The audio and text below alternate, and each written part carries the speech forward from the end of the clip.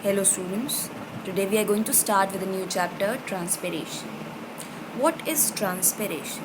Transpiration is the evaporation of water from the plants, or we can say the loss of water in the form of water vapor from the aerial parts of the plant. It occurs chiefly at the leaves while their stomata are open for the passage of CO2 and O2 during the photosynthesis is an activity to demonstrate the loss of water in the form of water vapor during transpiration. So we have taken a potted plant, well watered potted plant, and we have covered the pot with the help of polythene, with the help of poly bag, and tied it properly with the help of thread so that no loss of water takes place from the soil surface. While in another setup we have taken a poly bag which we have tied it with the help of thread. In setup A, we have covered the plant pot with the help of poly bag, while at the same time we have covered the shoot surface also with the help of poly bag and tied it with the help of thread. Now we'll keep the setup A and setup B both in the sunlight for some period of time. After some time we'll notice that in setup A, when we remove this poly bag which is covering the shoot surface, we'll see that the droplets of water vapor are there.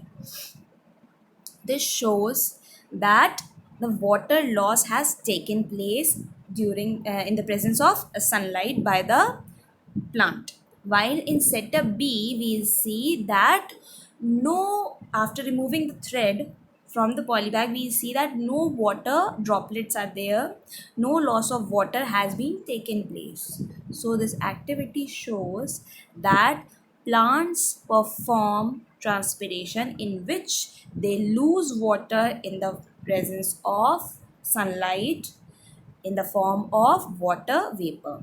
While in setup B, as there was no plant, no loss of water in the form of water vapor has taken place. This is another activity to demonstrate transpiration in plants. In this, we have taken three setups, setup A, B and C. In setup A, we have taken a potted plant, well-watered potted plant. In setup B also, we have taken well-watered potted plant. In setup C, no plant is being taken. Then we have covered the pot with the help of poly bag and thread in both setup A and B. Then we have covered all the three setup with the help of bell jar and sealed the bottom edges of the bell jar with the help of Vaseline so that no air enters into it. While in setup B, we can see that one cobalt chloride paper is also being kept there. Cobalt chloride paper is usually blue in color when it is dry, but when it comes in contact with the moisture, then it turns pink in color. This is a speciality of cobalt chloride paper. So we have taken cobalt chloride paper in bell jar B and bell jar C. Now we have kept the entire setup A, B and C in sunlight for some time. And then after some time we'll see that in bell jar A, after removing the bell jar, we'll see in setup A there are droplets of water. While in bell jar B, we'll see that after removing the bell jar that there is droplets of water as well as the cobalt chloride paper has turned pink. While after removing bell jar C, we'll see that there is no change in cobalt chloride paper No change in color of cobalt chloride paper, it is still blue. So this activity shows the observation from bell jar A is that the water is lost in the form of water vapor during transpiration. From the observation of bell jar V, we have seen that the cobalt chloride paper has changed color due to the moisture which is present in the inner walls of setup B. While after the observation of bell jar C, we can see that no change in color occurs in cobalt chloride paper as there is no plant being there. Since there is no plant, no transpiration has taken place, no water loss has taken place. Hence, we can say that transpiration occurs in plant in which two things occur: loss of water occurs, and this loss of water is in the form of water vapor from the aerial parts of the plant, due to which the color of dry cobalt chloride has turned from blue to pink.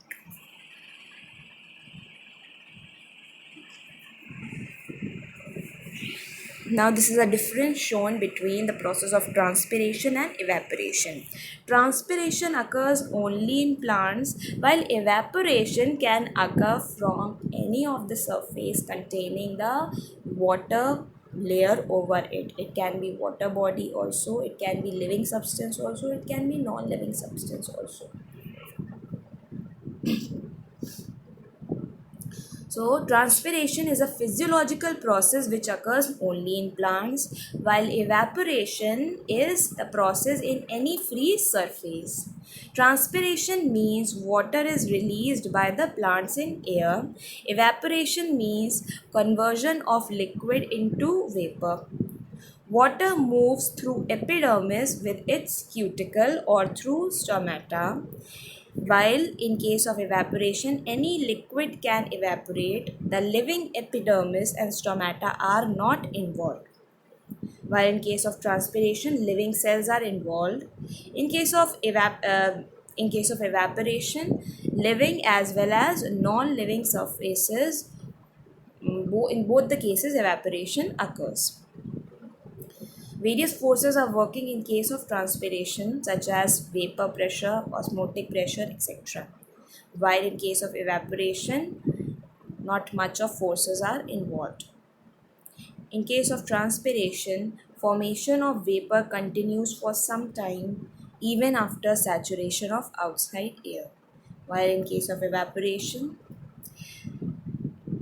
the evaporation stops, the loss of water in the form of water vapor stops when the air is fully saturated. Transpiration is largely dependent upon the absorption of water from the soil.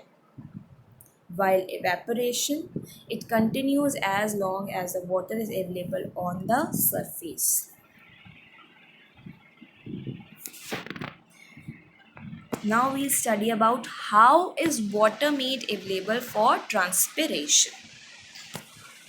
So we have studied earlier in the process of water absorption by the roots that water is absorbed by the root due to the root pressure, and it moves up from the root hair to the stem, then with the help of xylem vessels, and then it moves to the xylem vessels of the leaf, and then in the leaf it moves to the mesophyll cells. This movement of water is taking place because of the cohesive and the adhesive force. Cohesive force is the force of attraction between the water molecules, while adhesive force is a force of attraction between the water molecules and the xylem vessels, which is helping in upward movement of this water from root hair to the stem, and then to the xylem vessels of the leaves, and then to the mesophyll cells present in the leaf. And there are few of the pores present on the upper as well as the lower surface of the leaves, which is helping in the exchange of the gases, as well as they are also helping in the process of transpiration. So this is the diffusion of water vapor taking place through stomata, being shown here in the diagram.